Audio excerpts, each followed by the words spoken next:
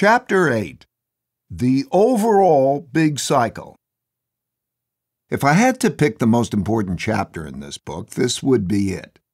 That's because it deals with the biggest and most important forces that are dramatically changing the world order, and it shows how and why these forces have repeatedly driven history through its big cycles. Having seen so many of these big cycles, watching what is happening now is like watching a movie that I've seen many times before, just a contemporary version in which the clothes that the people are wearing and the technologies that they are using are more modern. I hope to show you what I see. Also, by showing what happened in the past and why it happened, we can understand how previously unimaginable developments are now happening and could happen in the future. While this book is mostly focused on understanding what's going on with the debt, credit, money, economic cycles, we can't look at this dynamic in isolation and make sense of it because how these cycles transpire is influenced by other big forces. Similarly, to understand what is happening in other areas, we need to understand the debt, credit, money, and economic force as it has big effects on the developments of most areas. Together, 5 big forces produce the overall big cycle that leads to radical changes in monetary, domestic, and/or world orders. I comprehensively explained how this overall big cycle works and how it was manifest over the last 500 years in my book, Principles for Dealing with the Changing World Order, but I won't cram that 600-page book in here. Instead, I'm going to give you a very brief summary. That way, when we turn to Part 3, about what has happened in our current big cycle, and Part 4, in which I will try to look into the future, you will be able to see how what actually happened compares with my templates of both the big debt cycle and the overall big cycle. How the machine works. Because everything that happens has reasons that make it happen, it appears to me that everything changes like a perpetual motion machine. To understand this machine, one needs to understand its mechanics. Because everything affects everything else directly or indirectly, these mechanics are very complex. Sometimes I try to explain what I know about them with enough of their complexity to show them in useful detail, such as I did previously in this book to explain how countries go broke. And sometimes I try to explain them simply. As the saying goes, any fool can make something complicated. It takes a genius to make it simple. In this chapter, I will try to explain the big cycle simply. I will begin by explaining my approach. As a global macro investor for most of my life, I've tried to understand and model the cause-effect relationships and use my models to bet on what will happen in the markets. To do that, for about the last 35 years, I've created computerized expert systems that enable the computer to make decisions like I make them. These systems are based on the following principle. Decision-making systems should be based on timeless and universal relationships, meaning that they should explain all the big, important developments in all time frames and in all countries, though not necessarily precisely or in detail. If they fail to explain all the big developments in all time frames and in all countries, that indicates that an important influence is missing and needs to be added to the template or model that we're using. The expert systems I've built are previously developed forms of artificial intelligence. Now, with various breakthroughs in artificial intelligence, I am, and I believe we all are, on the brink of being able to understand all of the cause-effect relationships that drive everything, though for now we still have to labor along the old-fashioned way with people studying what happened using computing and AI tools that are available. That is why, in my own feeble attempts to understand and describe the most important mechanics that change the world as we know it, I do these in-depth studies and create explanations of them. What I'm about to describe is a result of this process. However, because the forces that drive the big cycle are so big, it is easy to see and understand them without worrying about the details and the complexities. Zooming out to the highest level, the 5 most important drivers of change are: 1. The debt-credit-money economic cycle. 2. The internal order and disorder cycle. 3. The external geopolitical order and disorder cycle. In other words, the changing whole world order. 4. Acts of nature. In other words, droughts, floods, and pandemics. And 5. Human inventiveness, most importantly, of new technologies. These forces affect each other to shape the biggest things that happen, creating cycles that move markets and economies around an upward-sloping trend line. The incline of this upward slope is primarily driven by the inventiveness of practical people, in other words, entrepreneurs, who are given adequate resources, in other words, capital, and work well with others, co-workers, government officials, lawyers, etc., to make the inventions and products that create productivity improvements. Over a shorter period of time, 1 to 10 years, the short-term cycles, especially the debt and political cycles, are dominant. Over a long period of time, 10 years and beyond, the long-term cycles and the upward-sloping trend in productivity have much bigger effects. I will now delve into these 5 forces.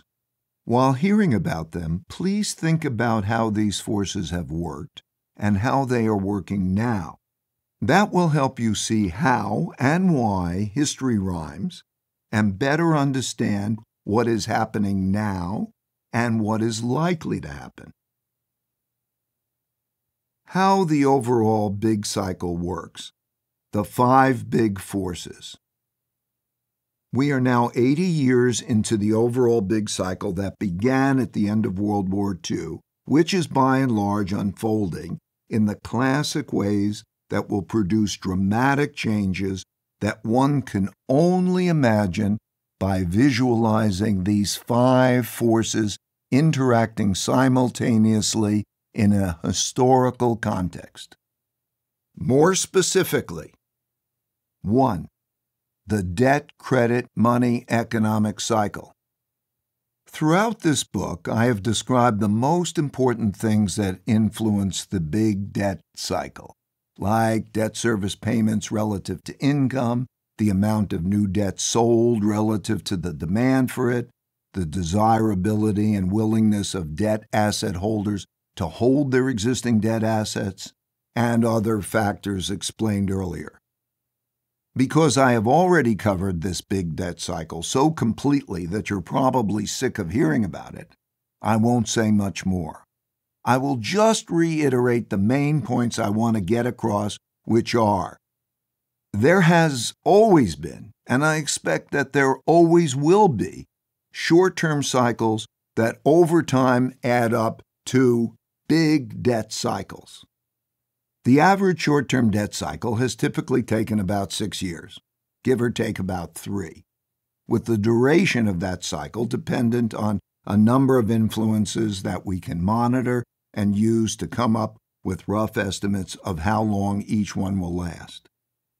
The average long-term debt cycle has typically taken around 80 years, give or take about 25 years, with the duration of that cycle also driven by a number of influences that we can monitor and use to come up with rough estimates of how long each one will last. These debt cycles are influenced by and influence other things, most importantly what I have identified as the four other big forces. To summarize the dynamic in a few sentences, what has timelessly and universally, throughout the millennia and across countries, driven the big debt cycle changes and has created the big debt and economic problems is the creation of unsustainably large amounts of debt assets and debt liabilities relative to the amounts of money, goods, services, and investment assets in existence. This has always led to big debt crises and runs on banks. By a run, I mean a turning in of debt assets to banks in order to get real money, which the bank doesn't have enough of to meet the demand.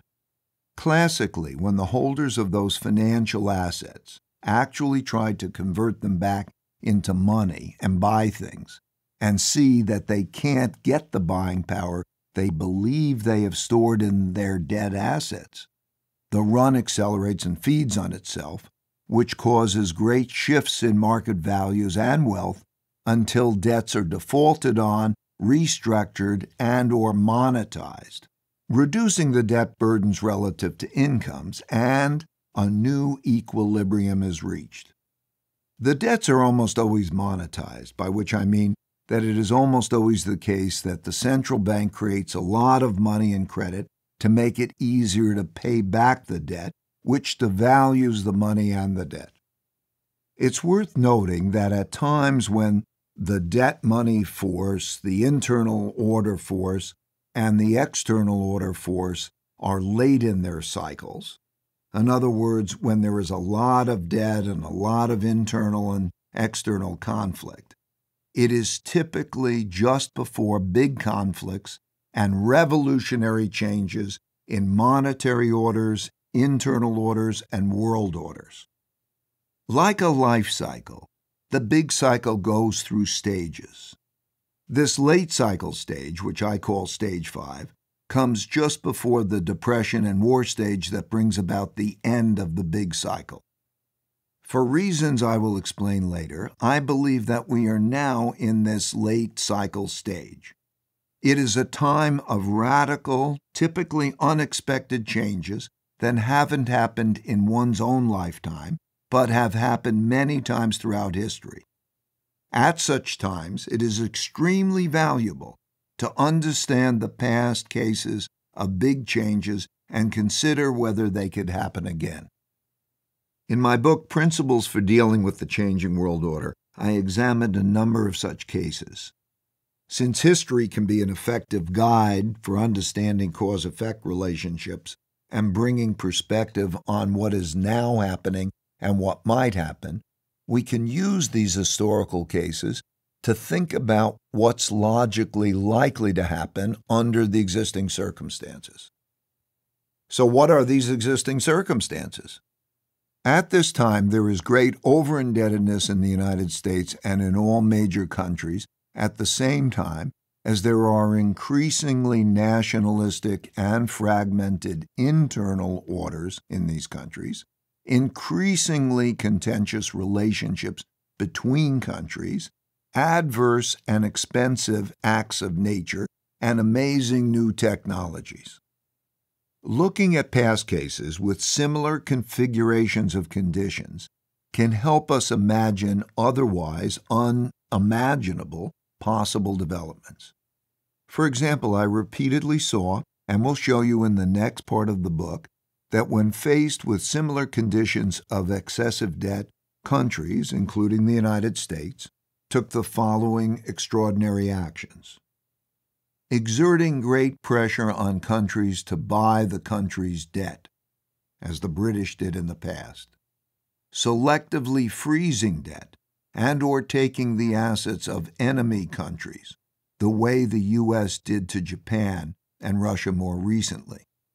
Defaulting on and restructuring debts by extending maturities or monetizing them to cut debt burdens, the way Germany did after Hitler came to power. imposing confiscatory taxes and capital or foreign exchange controls to prevent assets from leaving the country, revaluing government assets, and creating new types of money. To be clear, I'm not saying these sort of things will happen, and I am hesitant to raise them as possibilities because my doing so could engender exaggerated fears which could prompt inappropriate and exaggerated actions. However, like a good doctor speaking to a patient suffering from a serious disease, I feel that it would be an irresponsible omission of mine not to convey what past cases tell us about the possibilities that sometimes accompany these conditions. Number 2, the second big force, the internal order and disorder cycle. Within countries, there are both short-term political swings lasting about 6 years on average, give or take 3 years, that over time add up to big shifts in domestic orders that last about 80 years, give or take about 25 years. To reiterate, I don't mean that these time frames are fixed, because they are highly variable in duration, but I do mean that they have always happened, and I believe they always will happen, with the durations driven by influences that we can monitor and use to come up with rough estimates of how long each one will last. These are the cycles that exist within countries and lead to conflicts and changes in the system of governance, or what I am calling orders. These fights for power work basically the same way in all systems of government, all types of organizations, and even within families, because the approaches to fighting them are embedded in human nature. So how do they work? It's simple. Nothing lasts forever. That includes the orders built around established leaders and governance system. Changes in orders are driven by those who have the greatest power getting to determine what is done. Orders change when those who don't run the existing order acquire more power than those who do and want to change it. Fights occur when both A, a powerful group wants to change the order, and B, it is not clear which side has more power, so only a fight can determine it. Fights don't occur if A, there isn't a powerful group that wants to change the order, and or B, there is a powerful group that wants to change it, and it is so much stronger than the existing group that the changes will take place with little or no fighting. In democracies, there is an election cycle that roughly coincides with the economic cycle because bad economic conditions typically lead to political changes. At the beginning of a new popularly chosen leader coming to power, for example, in the first 100 days of a new presidency, there is a honeymoon period and great optimism. That is when dreams of great changes and great improvements exist, and before realities and criticisms of how the new leader has shaped and handled them sets in. As time passes, typically the big promises the leader made to get elected become difficult to deliver, and bad things happen, so disappointment sets in, critics and enemies become bolder, and support wanes. All this makes fighting to stay in power harder, which often leads to more extreme actions to make that happen. These dynamics are at play in the United States at my writing of this book in March 2025. How things go typically depends mostly on the economy, which depends mostly on where the market and economy shaping short-term and long-term debt, credit, money, economic cycles are, though exogenous events like droughts, floods, pandemics, and big international or domestic conflicts can also matter. All governance orders within countries change from one type to another, from democracies to autocracies, and from autocracies to democracies, and each type of order comes in varying flavors, with some managed well and some managed poorly. I will now focus on what happens when democracies fail. When democracies fail, autocracies come in. In my studies of how orders have changed throughout history, I have seen how changes from republic-style representative democracies to autocracies typically happen. These changes are exemplified in how Julius Caesar in ancient Rome, Napoleon Bonaparte in France, Benito Mussolini in Italy, Adolf Hitler in Germany, a consortium of leaders in Japan, Francisco Franco in Spain, Recep Tayyip Erdogan in Turkey, and many other countries' leaders have shifted to become autocratic leaders. I also read about it in Plato's Republic, written about 375 BCE, which is still a valuable description of how democracies become autocracies. In almost all cases, there are large gaps in wealth and values, bad and worsening conditions, and weak, fragmented leadership in the republic-style representative democracies. These democracies can't fix problems because democracies intrinsically rely on compromise between opposing factions, and compromise breaks down during such times. So, instead of following the laws and the system of compromise, the opposing sides become willing to fight to win at all costs. Typically, this leads to intensifying populist conflicts between those of the hard right and those of the weak middle and those of the hard left. Conflicts increase, especially during times of economic stress, which leads to fights for the power to control. How these fights for power take place are largely similar for logical reasons that I will explain. Plato pointed out, and my study of history showed me, that leaders in democracies typically appeal to their constituents' desire for immediate benefits and temporary relief rather than doing the hard things that address deeper systemic issues and make their nation strong over the long term. I have seen and read historical accounts of how leadership also typically becomes weak, decadent, and corrupt, especially after periods of great prosperity and few challenges. Plato argued that when democracies become weak and decadent, they lose sight of justice and virtue. They pass their peaks and begin their declines. These periods are typically marked by growing corruption, inequality, and a failure of institutions to function effectively.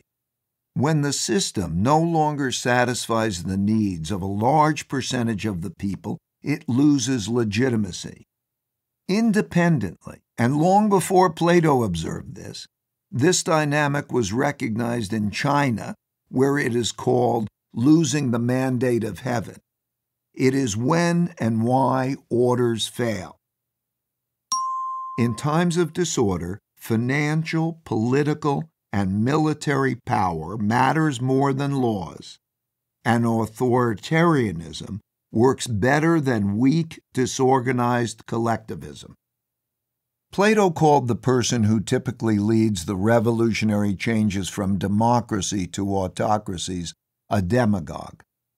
Demagogues manipulate public opinion, stir up emotions, and use extraordinary means to gain power. They typically rile up populist sentiment, promise easy solutions to complex problems, and use propaganda and bullying to gain an increase in power. They are generally of the well-educated class and gather around them others who are powerful. When they are of the political hard right, they and those who support them are typically rich and powerful nobles in the old days, or capitalists since the Industrial Revolution, who are allied in the belief and their self-interest that great leadership requires strong leadership and strong partnerships at the top, like strong companies that have to work well together to do great things.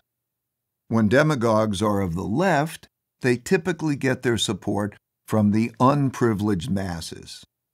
As these populist leaders, whether they are from the right or the left, gain power, they typically employ tactics such as propaganda, coercion, and the consolidation of power to undermine their enemies and the democratic institutions that support their enemies and/or that support the inefficient bureaucracies that are enabling the problems rather than fixing them. This typically leads to the eventual replacement of democracy with a more centralized dictatorial form of government. The approach a strong CEO uses in running a company can be difficult to distinguish from a demagogue's approach. In fact, it can be said that some strong CEOs govern as demagogues, so it should be expected that if they were running governments, they would run them the same way. In both cases, they are people who take control and make radical changes to make radical improvements.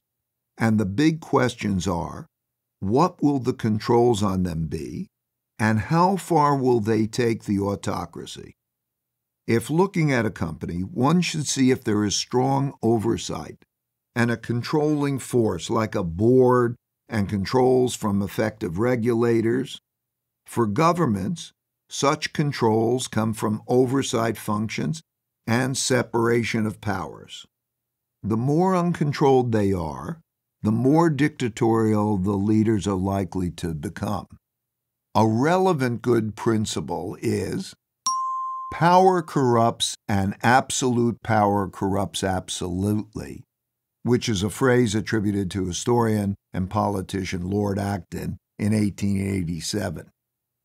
In the new order that emerges, financial and political power matters more than laws, and authoritarianism works better than weak, disorganized collectivism.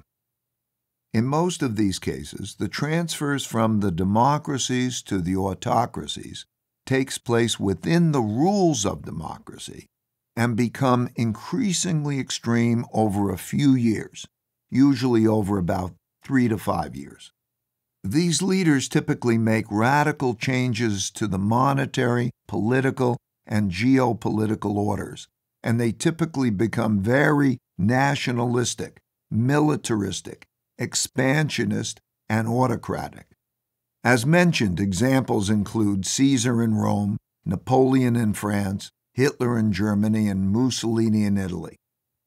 In ways that were more thoroughly explained in Principles for Dealing with the Changing World Order, and that should be apparent to observers who are watching what is happening today, this is now taking place with big political shifts, mostly toward the hard right, for the same reasons that they happened in the past. Number 3, the third big force, the international order and disorder cycle. In other words, the changing world order. How countries deal with each other is of paramount importance, and it too is cyclical. For the same reason that there are periods of order, in other words, periods of harmony, productivity, and prosperity, and there are periods of disorder, in other words, periods of great conflict, destruction, and depression, and there are big cyclical swings between these periods within countries. There are periods of order, in other words, harmony, productivity, and prosperity, and there are periods of disorder, periods of great conflict, destruction, and depression between countries. The periods of disorder take place when there are fights to determine which country or which countries will have the power to set what type of order exists. However, because there has never been an effective global governance system, the world order is more prone to disorder and conflict. As part of the big cycle, there have also been big swings between unilateralism, in which there is fighting for one's self-interest, the strong winning over the weak, and the law of the jungle and survival of the fittest, and multilateralism, which is there is a striving for global harmony, peaceful coexistence, and egalitarianism. Historically, the only times that multilateralism worked were after wars when people were sick of fighting and there was a dominant power to enforce how things should go. In fact, throughout most of history, brutal, destructive unilateralism was the norm, and periods in which there was multilateralism in pursuit of harmony, peaceful coexistence, and the common good were extremely rare and never sustained. Consider that it wasn't until 1648, after the 30 Years' War, that there was an agreement in Europe called the Peace of Westphalia that established that countries have borders and that all countries would pledge to enforce those borders rather than to simply fight one another to get what the other had, which up until that point was the norm. Also consider that it wasn't until after World War I when Woodrow Wilson, the idealistic academic president of Princeton University, who became president of the newly powerful the United States in 1913, naively aspired to have a world governance system that imitated the United States government system, the League of Nations. It didn't last, and it failed to prevent World War II, which was followed by the new American world order, which created multilateral organizations like the United Nations, the IMF, the World Bank, the World Health Organization, the World Trade Organization, the International Court of Justice, the World Intellectual Property Organization, and so on. These organizations aimed to foster global cooperation, economic stability, and collective problem-solving. The United States, leveraging its unparalleled economic and military power, became the linchpin of this liberal international order, promoting democracy, free markets, and human rights. While not without its flaws, this system maintained a relative stability that has so far prevented another world war. While we have all lived through a time when multilateralism's striving for harmony, peaceful coexistence, and egalitarianism was of course what we all wanted, multilateralism is now fading into irrelevance and unilateralism is rising for reasons that are understandable in the context of history. As a result, the powers of multilateral organizations are declining rapidly and transitioning into the hands of the major powers. I believe that the realists must accept the fact that both the aspiration for and the existence of global cooperation are eroding as the pendulum is swinging towards self-interested unilateralism and survival of the fittest. It increasingly becomes the case that the strong prey on the weak. These developments are all typical of the stage of the big cycle that we're now in. While this transition from multilateralism to unilateralism is at first shocking, it quickly becomes normalized. For example, it was only months before this writing that Donald Trump's statements concerning Greenland, Canada, and the Panama Canal would have been considered unimaginable. At such times, alliances often change fast as circumstances change quickly, and winning is more important than loyalties. To help us imagine the future, we should pay close attention to the lessons from history. Through most of history, without the existence of countries with viable borders, collections of people with common interests fought to seize wealth from others with common interests or to defend their own interests. Those who won got richer and more civilized. They typically got more decadent and weaker, and eventually were taken down by stronger barbarians, who were in turn brought down by subsequent generations learning to be stronger. For example, that is the story of the rise of the amazing Roman Empire, and then its defeat by the Gauls, as well as the rises and falls of most dynasties, and with them the rises and declines of leadership approaches. These alternating ages of barbarianism and civility contributed to periods of war that took down the more advanced civilizations when barbarians were stronger and civilizations were weak. History has repeatedly shown us that civility, when taken too far, creates weak decadence that eventually loses to strong barbarianism. The peaceful and productive modern-day version of this is the fighting that happens in business with the invention of new and effective business ideas and weapons that fuel creative destruction. We love to watch these fights, which are like watching fights in the Roman Colosseum, or better yet, we love being in them. Frankly, I love being in them, and I detest impractical idealism, while I love practical idealism above all else. But when taken too far, the destructive version of the same impulse leads to a lack of cooperation and to fighting in politics, geopolitics, dealing with acts of nature, and new technologies that can be very destructive. So I worry about that.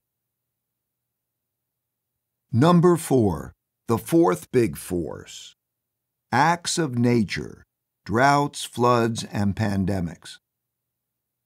Throughout history, acts of nature have killed more people than wars and toppled more orders than the previously mentioned forces. And an objective view of the data shows that droughts, floods, and pandemics are increasing and increasingly costly. While why this is happening is debated, that it is happening is not debatable. Nor is it debatable that humanity's polluting and disrupting of nature, higher human population density, closer contact across the world, brought about by more international travel, and closer contact with other species due to land development leading to animal-human disease transmissions are all causes. We regularly see these happening in the news, most recently with the Los Angeles wildfires. It is almost certain that these problems will get worse. As with other forces, this force is intertwined with the other big forces to shape what's happening. For example, the migration issues in developed countries, with migration pressures resulting from changes in climate, and the living condition issues in underdeveloped countries, where people are struggling to adapt to droughts, floods, and other changes, are obviously worsening due to damaging acts of nature increasing. And given that nearly all nations are facing debt and money issues, there isn't enough money to be spent on climate mitigation or adaptation. Number 5, the fifth force: human inventiveness, most importantly of new technologies. There are great advances in technology, particularly in artificial intelligence, that will dramatically affect all thinking in all areas, for good or bad. Throughout history, technological advances have raised living standards and life expectancies, and have been used to generate economic and military power, and have been used in wars to create great destructions. They are closely tied to the other four forces. When technological advances are supported by good financial, economic, and social conditions, they advance more quickly than when those conditions are bad. But when their developments are supported by unsustainable credit growth, they tend to cause financial bubbles and busts. For example, the South Sea Bubble in 1720, when the Dutch Empire was beginning to decline, the railway mania in the 1830s and 1840s, the electricity and utilities bubbles in the 1870s and 1890s, and the dot-com bubble and telecoms crash from 1990 to 2001 are all relevant examples of cases where great advances and improving technologies led to debt bubbles and busts, as well as the beneficial changes they produced. That's enough of the overall big cycle for now, enough to help you better understand the dynamics you'll hear about in Part 3 as you look at the events that have unfolded since our current big cycle began in 1945 with the end of World War II. It will also help you understand the perspective I take when I attempt to look into the future in Part 4. But before we move on, it is worth sharing one final principle, which is about the biggest impact of how the challenges that arise during the big cycle are handled. Namely, the biggest and most important force is how people deal with each other. If people deal with their problems and their opportunities together, rather than fight each other, they can get the best possible results.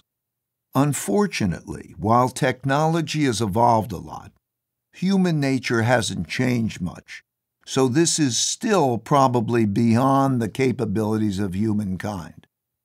We will see.